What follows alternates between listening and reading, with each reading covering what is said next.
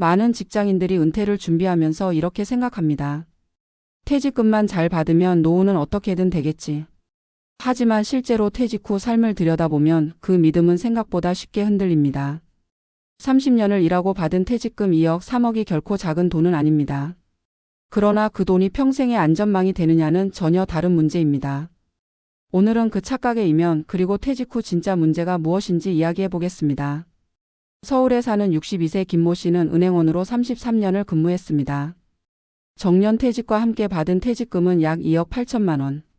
게다가 국민연금도 매달 140만 원 정도 받을 예정이었습니다. 그는 오랜 직장 생활 동안 퇴직금이 곧 인생의 완충장치라고 믿었습니다. 그래서 퇴직 후 바로 집 근처 카페 창업을 시도했죠. 그러나 1년 반 만에 현실을 마주했습니다.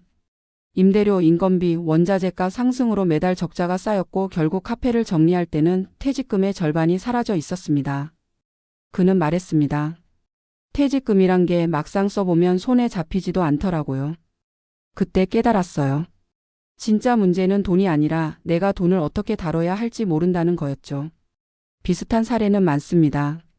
공기업에서 35년 근무한 박 씨는 퇴직금 3억 원을 받아 지방의 전원주택으로 이주했습니다. 그러나 2년 만에 의료비와 생활비로 예산이 무너졌습니다. 전원 생활의 낭만은 짧았고 도시에 살 때보다 돈이 더 들어갔습니다.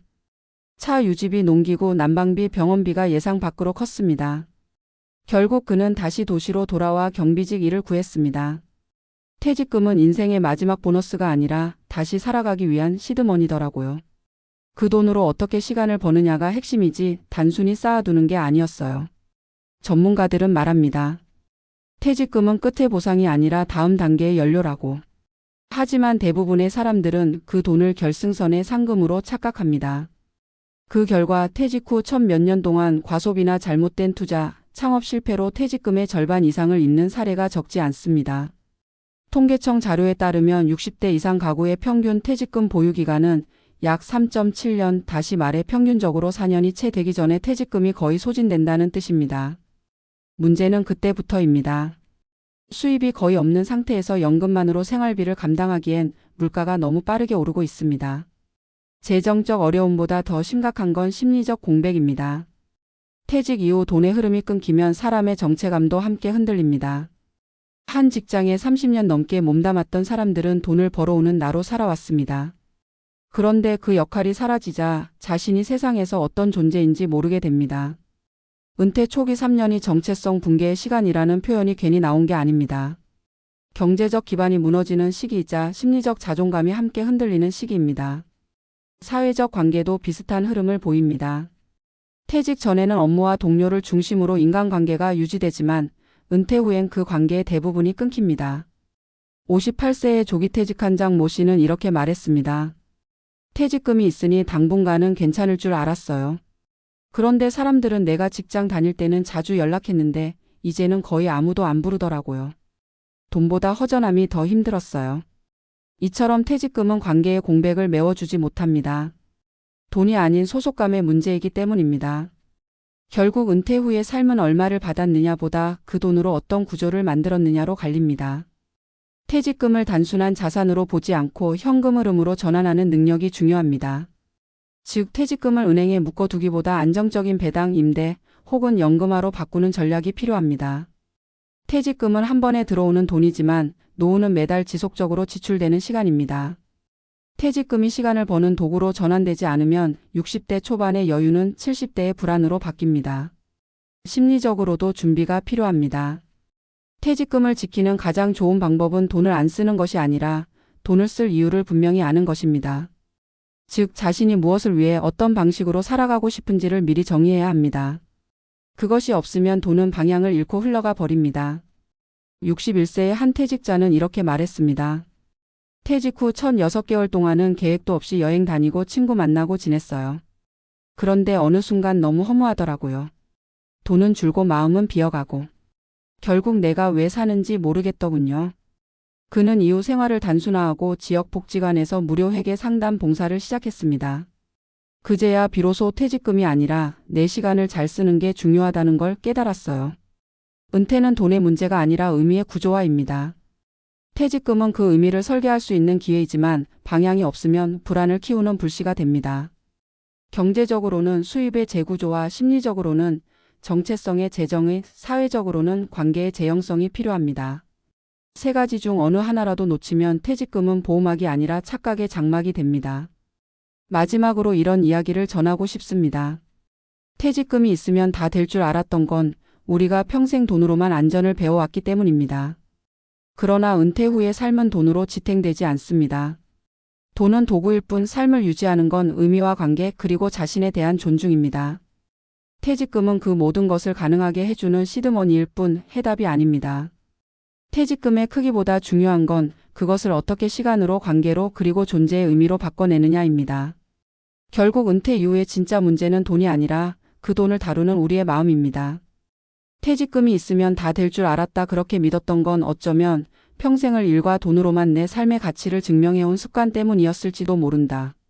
사람들은 퇴직금을 일종의 보상이라 생각한다. 고생 끝에 얻는 마지막 결실이자 인생 2막을 열어줄 열쇠라고 여긴다. 하지만 막상 그 돈을 손에 쥐는 순간 이상할 정도로 불안해진다. 통장에 찍힌 숫자는 분명 커 보이는데 마음은 한없이 작아진다. 그 이유는 단순하다. 평생을 월급으로 살아왔던 사람이 이제부터는 자신이 자신의 월급을 만들어야 하는 시기가 시작되기 때문이다. 퇴직금은 돈이 아니라 책임의 시작이었다.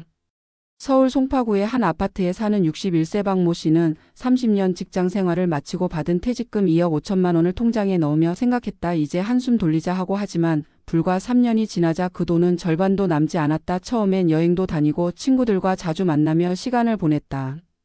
가족들에게 그동안 못해준 걸 해주고 싶다는 마음도 컸다. 그러나 문제는 시간이 지나면서 찾아왔다. 생활비는 꾸준히 나가는데 들어오는 돈은 없었다. 국민연금은 63세부터 받게 돼 공백기가 생겼고 은행 이자는 물가 상승을 따라가지 못했다. 그는 어느 날 문득 계산기를 두드리며 깨달았다. 내가 버는 돈이 없다는 게 이렇게 무서울 줄 몰랐다. 또 다른 사례도 있다. 58세에 조기 퇴직한 김모 씨는 퇴직금 3억 원으로 아내와 함께 전원주택을 짓고 귀촌을 결심했다. 도시를 떠나 조용히 살고 싶다는 오랜 꿈이었다. 그러나 농기구를 사고 난방비를 내고 차를 유지하다 보니 생각보다 돈이 빠르게 줄었다. 병원비는 도시보다 더 많이 들었고 마을 사람들과 어울리려면 회비도 내야 했다. 결국 2년 만에 다시 도시로 올라와 경비직을 시작했다. 그는 말했다. 퇴직금이 있으면 마음이 든든할 줄 알았는데 오히려 그 돈이 내 발을 묶었어요. 더 나은 삶을 만들기보다 안일하게 만들었죠. 이처럼 많은 은퇴자들이 공통적으로 말한다. 퇴직금은 생각보다 빨리 줄고 생각보다 불안하다. 그 이유는 간단하다. 퇴직금은 한 번 들어오고 노후는 매달 나가기 때문이다. 즉 들어오는 돈은 일시적이지만 나가는 돈은 반복적이다. 그 불균형이 불안을 만든다. 전문가들은 퇴직금이 얼마나 되는가 보다 그 돈이 매달 어떤 흐름을 만들어내느냐가 더 중요하다고 강조한다. 퇴직금을 금융상품에 나눠 넣고 배당이나 이자 흐름으로 전환하는 것. 연금을 추가로 설정해 매달 현금 흐름을 확보하는 것 혹은 일정 부분을 안전하게 보관하며 나머지로 자기계발이나 소규모 수익 활동을 준비하는 것. 이런 구조화가 없으면 퇴직금은 언제나 줄어드는 돈일 뿐이다.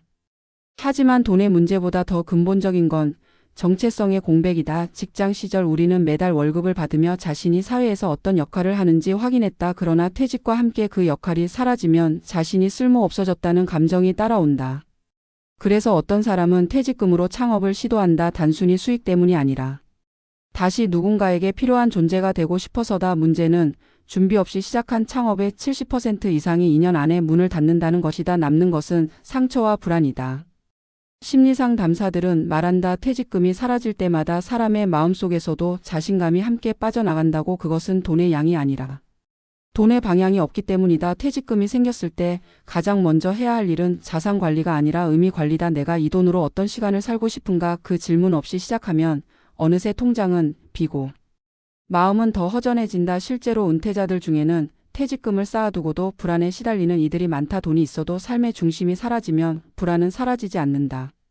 사회적 관계도 같은 문제를 안고 있다. 퇴직 후 가장 많은 사람들이 겪는 외로움은 돈이 없어서가 아니라 대화할 사람이 줄어서 생긴다. 직장 동료와의 관계가 사라지고 나면 새롭게 맺을 관계는 쉽게 생기지 않는다. 특히 남성 은퇴자들은 이 부분에서 더 취약하다. 이를 통해 자신의 존재를 증명해 왔기 때문에 일의 끈이 끊기면 함께 웃고 떠들던 사람들과도 자연스럽게 멀어진다. 그때 퇴직금은 그 공백을 메워주지 않는다. 오히려 돈이 있을수록 사람을 더 조심하게 만들고 관계를 좁게 만든다. 결국 인간관계의 빈자리를 채우는 것은 돈이 아니라 연결의 의지다.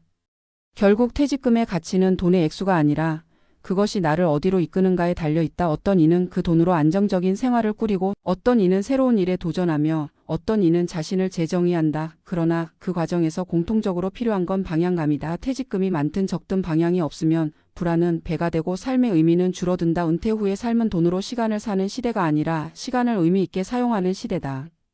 은퇴 후 진짜 문제는 돈이 모자라서가 아니라 삶의 구조가 무너졌기 때문이다. 평생 월급이 들어오던 구조에서 스스로 만들어가는 구조로 전환해야 하는데 그 변화는 생각보다 어렵다. 그래서 퇴직금을 받는 순간 해야 할 일은 통장을 들여다보는 게 아니라 자신을 들여다보는 것이다. 나는 앞으로 어떤 리듬으로 살고 싶은가? 무엇을 하고 싶은가? 그리고 그 안에서 돈은 어떤 역할을 할 것인가? 이 질문이 정리되어야 퇴직금은 불안의 씨앗이 아니라 안정의 토대가 된다. 퇴직금이 인생의 해답이 되어주지는 않는다. 그러나 그것은 인생을 다시 설계할 수 있는 기회는 되어준다. 퇴직금을 어떻게 쓰느냐는 결국 내가 어떤 인생을 살고 싶은가의 문제다. 그 돈을 쓸 용기보다 더 중요한 건 그 돈으로 나의 시간을 설계할 지혜다. 돈을 지키려 하기보다 시간을 지켜야 한다. 시간을 낭비하지 않으면 돈도 오래 간다. 퇴직금이 있으면 다 될 줄 알았던 건 결국 착각이었다. 진짜 문제는 돈이 아니라 준비의 부재였고 의미의 결핍이었고 관계의 단절이었다. 퇴직금은 문제를 해결하는 열쇠가 아니라 문제를 드러내는 거울이었다. 그 거울 속에서 우리는 이제야 알게 된다. 은퇴는 돈의 끝이 아니라 나 자신과 다시 만나는 시작이라는 것을. 그러니 퇴직금을 지키는 가장 좋은 방법은 그 돈으로 새로운 나를 만들어가는 일이다. 삶을 의미 있게 설계하는 사람이 결국 퇴직금보다 오래 산다.